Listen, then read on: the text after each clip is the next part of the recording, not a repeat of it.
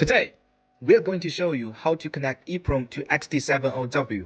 Here's our XT70W, and you can check product number on the label.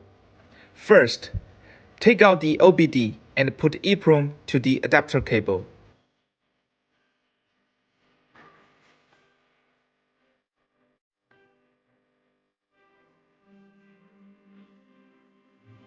Then, insert PCBA to EEPROM.